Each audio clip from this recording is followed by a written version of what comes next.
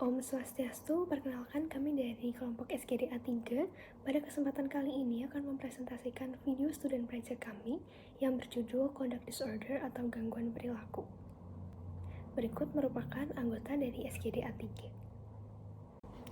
Sebelumnya, perkenalkan saya Valeska Charis Lawrence dengan 3 disiplin terakhir 101, izin menjelaskan mengenai latar belakang dari student project kami. Conduct disorder atau gangguan perilaku merupakan gangguan mental yang ditandai dengan pola perilaku berulang mulai dari melanggar aturan, melanggar norma sosial, maupun melanggar hak orang lain.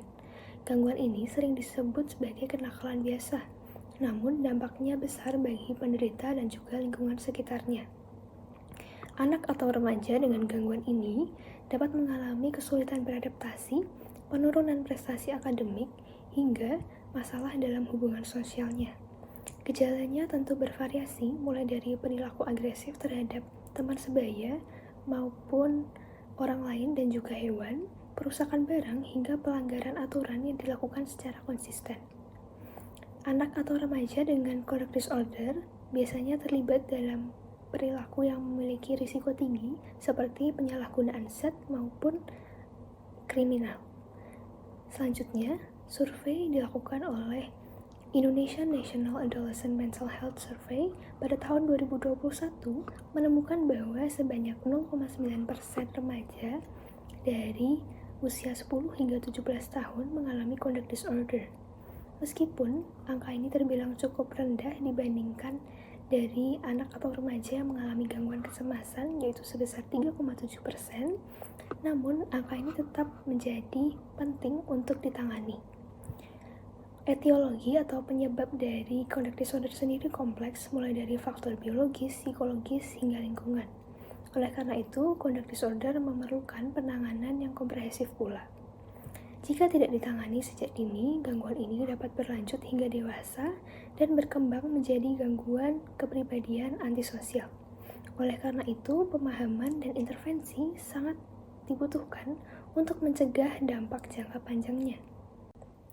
Untuk rumusan masalah dari student project kami kali ini ada 5. Apa yang dimaksud dengan gangguan perilaku atau conduct disorder? Apa saja gejala dan bentuk perilaku yang muncul pada individu dengan gangguan perilaku? Faktor-faktor apa saja yang menyebabkan terjadinya gangguan perilaku? Yang keempat, apa dampak jangka panjang dari gangguan perilaku terhadap kehidupan individu? Dan yang terakhir, bagaimana cara menangani atau mengintervensi gangguan perilaku secara efektif. Baik, terima kasih atas kesempatannya. Perkenalkan, saya Madegera Ariwardana dengan 3 digit yang terakhir yaitu 077. Saya akan melanjutkan presentasi terkait dengan tujuan penulisan dan juga manfaat penulisan dari kajian pustaka SGDA 3. Pertama-tama saya akan mulai dari tujuan penulisan terlebih dahulu. Jadi berdasarkan rumusan masalah yang telah dipaparkan sebelumnya, terdapat 5 tujuan penulisan dari kajian ini. Yaitu yang pertama adalah untuk mengetahui definisi dari gangguan perilaku atau conduct disorder. Yang kedua adalah untuk mengetahui gejala dan juga bentuk perilaku yang muncul pada individu dengan gangguan perilaku. Yang ketiga adalah untuk mengetahui faktor-faktor yang menyebabkan terjadinya gangguan perilaku. Lalu yang keempat, untuk mengetahui dampak jangka panjang dari gangguan perilaku terhadap kehidupan individu. Lalu yang kelima adalah untuk mengetahui cara menangani ataupun mengintervensi gangguan perilaku secara efektif.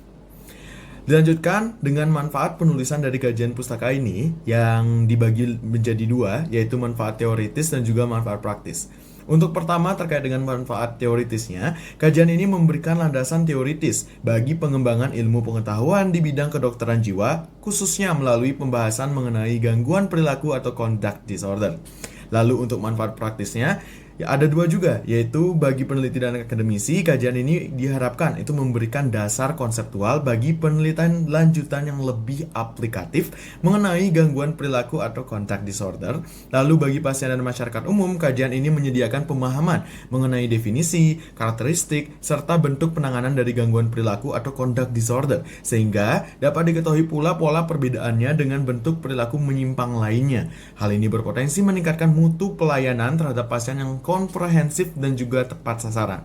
Baik, mungkin sekian dari saya. Akan dilanjutkan oleh teman saya. Terima kasih. Baik, sebelumnya perkenalkan nama saya Niwaya Lisya Kusumagiri dengan 3 digit NIM terakhir 005. Jadi di sini saya akan membahas mengenai pengertian gangguan perilaku ataupun conduct disorder. Jadi gangguan perilaku itu merupakan gangguan kejiwaan serius yang biasanya muncul pada masa kanak-kanak ataupun remaja, yang ditandai dengan pola perilaku berulang yang melanggar norma sosial, hak orang lain, ataupun aturan hukum. Nah, menurut DSM-5, diagnosis ditegakkan jika terdapat minimal 3 dari 15 gejala utama dalam 12 bulan terakhir, yang terbagi dalam 4 kategori. Yang pertama yakni agresi, perusakan, penipuan, dan pelanggaran aturan. Nah, prevalensinya sekitar 2-3% secara global, lebih banyak terjadi pada laki-laki. Nah, gangguan ini dapat diklasifikasikan sebagai childhood onset atau sebelum usia 10 tahun atau adolescent onset, dengan tipe awal beresiko lebih tinggi berkembang menjadi gangguan kepribadian antisosial. Nah, adanya callous unemotional traits atau kurangnya empati dan rasa bersalah seringkali menunjukkan tingkat keparahan yang lebih tinggi. Nah, penyebab gangguan ini bersifat multifaktoral, yang mana melibatkan faktor biologis, psikologis, dan lingkungan, seperti pola asuh yang buruk, kekerasan, ataupun kemiskinan. Nah, jika tidak ditangani sejak dini, gangguan perilaku dapat berdampak jangka panjang seperti kriminalitas, penyalahgunaan zat, ataupun gangguan kepribadian di masa dewasa. Perkenalkan, nama saya Putu Sunarta dengan 3 digit NIM terakhir 209. Nah, di sini saya akan memaparkan mengenai gejala dan bentuk perilaku dari conduct disorder atau CD atau gangguan perilaku pada manusia. Nah, pada laki-laki itu lebih sering terjadi di masa kanak-kanak, yakni sekitar usia 10 hingga 12 tahun. Sementara pada perempuan lebih banyak muncul pada masa remaja, yaitu terlihat pada usia 14 hingga 16 tahun. Kemudian berdasarkan kriteria DSM-5, manifestasi perilaku CD ditunjukkan oleh perilaku agresif terhadap manusia dan hewan, kemudian ada perusakan properti, kemudian ada penipuan atau pencurian, serta pelanggaran serius terhadap suatu aturan. Yang pertama, perilaku agresif terhadap orang maupun hewan seperti dengan dicontohkan itu seperti mengancam, berkelahi menggunakan senjata tajam, atau menunjukkan kekejaman fisik. Kemudian yang kedua, tindakan merusak properti, misalnya membakar atau dengan sengaja menghancurkan barang-barang milik orang lain.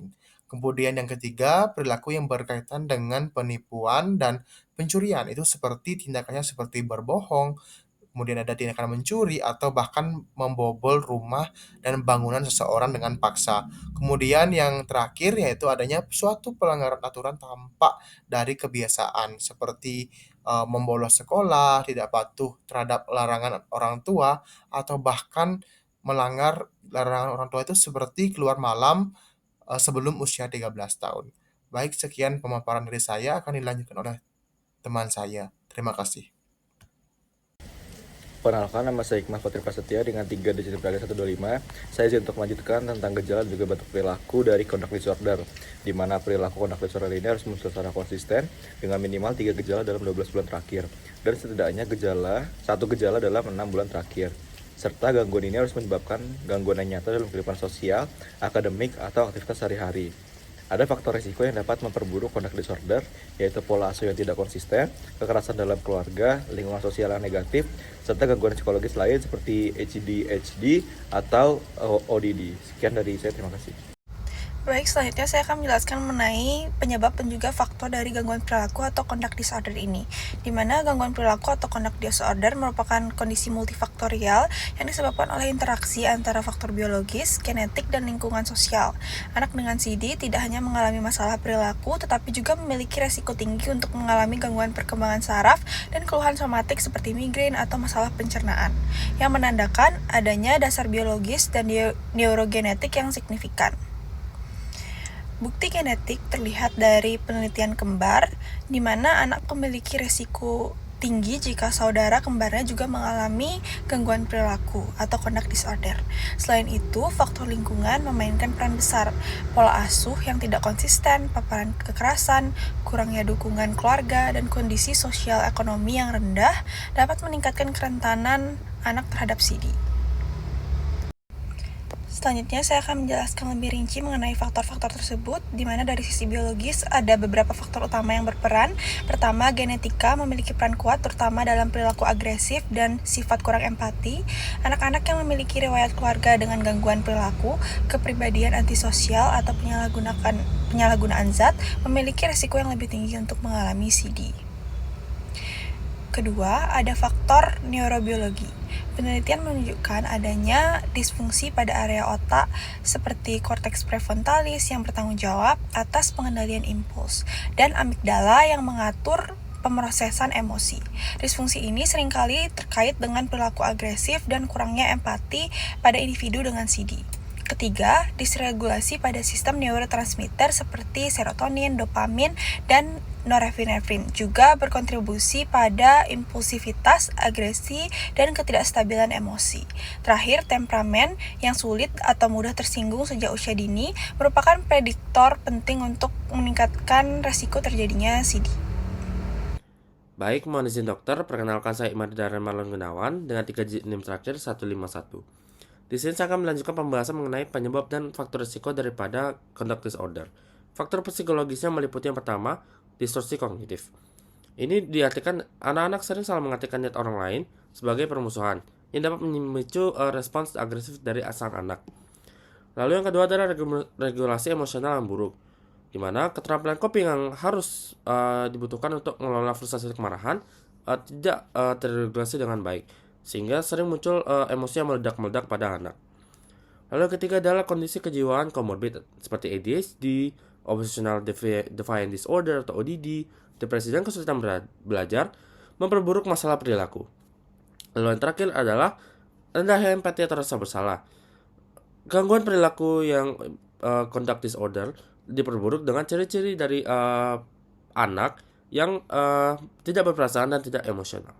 Baik, selanjutnya adalah faktor sosial yang meliputi pola asuh yang keras di lingkungan keluarga, pola asuh yang tidak konsisten, atau ada penyalahgunaan zat terlarang atau perilaku kriminal dari orang tua yang dapat mempengaruhi perilaku dari anak. Yang kedua adalah pengaruh dari teman-teman, di mana pengaruh dengan kelompok-kelompok yang menyimpang dapat memperkuat perilaku dari antisosial dan memicu conduct disorder. Yang ketiga adalah kondisi sosial ekonomi.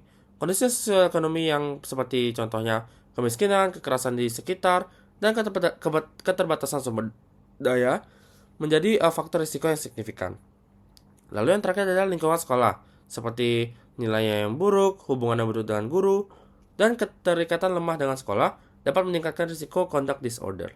Nama saya Kari Dupayana dengan 3 digit NIM terakhir 145. Di sini saya akan menjelaskan tentang dampak jangka panjang. Jadi dampak jangka panjang dari conduct disorder ini dapat berlanjut hingga dewasa dan berpotensi berkembang menjadi gangguan kepribadian, antisosial, serta perilaku kriminal. Nah, penderitanya berisiko tinggi mengalami masalah kesehatan mental, penyalahgunaan zat, dan penurunan prestasi akademik yang pada akhirnya menimbulkan beban ekonomi dan sosial bagi individu maupun masyarakat. Baik, sebelumnya perkenalkan nama saya Suresha Lakis dengan NIM 24025 11029. Sini saya izin melanjutkan untuk dampak jangka panjang. Jadi adapun dampak jangka panjang yang lainnya yaitu mengganggu fungsi sosial dan pendidikan jangka panjang. Kemudian anak sering mengalami kesulitan hubungan sosial, kemudian prestasi akademik yang rendah dan pendidikan yang terganggu. Nah, kemudian ada juga perilaku agresif dan kurang empati, itu bisa menyebabkan adanya risiko antisosial, bullying, kriminalitas. Kemudian untuk konsekuensi dewasanya yaitu pengangguran dan isolasi sosial. Kemudian ada pun gangguan fungsi psikososial berkelanjutan serta intervensi dini penting untuk mencegah dampak jangka panjang. Sekian dari saya, akan dilanjutkan oleh teman saya. Sebelumnya perkenalkan, nama saya Nilu Putukwina Patritama dengan 3 digit NIM terakhir 235. Selanjutnya saya akan menjelaskan mengenai penanganan conduct disorder dilihat dari sisi farmakologisnya. Jadi farmakoterapi pada conduct disorder atau CD digunakan apabila intervensi psikososial saja tidak cukup, terutama untuk mengendalikan agresi. Ada beberapa obat yang dapat digunakan. Yang pertama adalah psikostimulan. Ini efektif terutama apabila ada komorbid seperti ADHD. Metilfenidat dan amfetamin dapat menurunkan perilaku agresif. Meski respons pada CD biasanya lebih rendah dibanding ADHD tanpa komorbid. Yang kedua adalah antipsikotik. Risperidon terbukti paling konsisten menurunkan agresi dan iritabilitas. Antipsikotik lain seperti aripiprazol, olanzapine, dan quetiapine berpotensi bermanfaat tetapi buktinya masih terbatas. Kemudian yang ketiga adalah mood stabilizer. Lithium dan valproate dapat membantu mengurangi agresi dan meningkatkan kontrol impuls. Namun penggunaannya dibatasi resiko efek samping serius. Kemudian yang keempat adalah agen non-stimulan. Atomoxetin efektif pada pasien dengan ADHD komorbid. Agonis A2 adrenergic seperti clonidine dan guanfacine membantu impulsivitas dan gangguan tidur, sedangkan propanolol kadang dipakai off-label meski datanya minim. Sekian yang dapat saya sampaikan, untuk selanjutnya akan dijelaskan oleh teman saya. Terima kasih. Baik, sebelumnya perkenalkan nama saya Kellen Optin Febri Siburian dengan 3 digit NIM terakhir 177. Baik, di sini selanjutnya saya akan membahas tentang penanganan non-farmakologis dari conduct disorder. Intervensi dan diagnosis dini sangat penting dalam penanganan conduct disorder untuk mengurangi dampak negatif jangka panjang. Nah, yang pertama itu adalah intervensi psikososial sebagai terapi utama.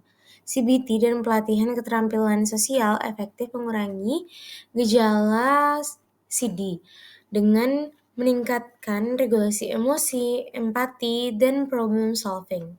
Lalu terapi keluarga seperti EFT dan MST juga dapat memperbaiki komunikasi dan mengurangi agresi serta meningkatkan praktik pengasuhan positif. Yang kedua itu adalah intervensi berbasis sosial dan komunitas. Program sekolah seperti IEP atau Individualized Education Plans dan dukungan perilaku membantu penanganan conduct disorder. Koordinasi dengan keluarga dan tenaga kesehatan itu dapat memperkuat kepatuhan serta hasil dari terapi. Lalu yang ketiga itu adalah inovasi dan terapi yang sedang berkembang. Pendekatan baru yang menargetkan defisit emosi dan motivasi seperti terapi berbasis VR diterima baik remaja dan klinisi. Lalu efektif juga menumbuhkan perilaku prososial serta mengatasi keterbatasan terapi tradisional. Sekian yang dapat saya sampaikan, terima kasih. Baik, perkenalkan saya Hazal Afalazian Putra dengan 3 digit NIM terakhir 119. Selanjutnya saya akan menyampaikan kesimpulan dari pembahasan kami mengenai conduct disorder. Kesimpulannya, conduct disorder adalah gangguan serius pada anak dan remaja yang ditandai dengan perilaku melanggar norma sosial maupun hak orang lain. Gangguan ini dipengaruhi oleh banyak faktor mulai dari biologis, psikologis, hingga lingkungan. Gejalanya bisa berupa agresi, perusakan, pencurian, dan pelanggaran aturan. Jika tidak ditangani, dampaknya dapat menetap hingga dewasa, seperti kriminalitas, penyalahgunaan zat, dan gangguan kepribadian antisosial. Oleh karena itu, intervensi dini sangat penting melalui terapi psikososial dengan tambahan farmakoterapi bila diperlukan, serta dukungan dari keluarga dan juga sekolah. Berdasarkan kesimpulan tersebut, kami memiliki beberapa saran. Saran yang pertama, tenaga kesehatan perlu meningkatkan kemampuan dalam deteksi dini serta menerapkan tata laksana yang berbasis bukti. Lalu yang kedua, keluarga memiliki peran yang penting untuk menerapkan pola asuh yang konsisten dan juga penuh dukungan. Lalu yang ketiga, sekolah dan masyarakat sebaiknya menciptakan lingkungan yang aman dan menyediakan program intervensi untuk anak dengan perilaku menyimpang.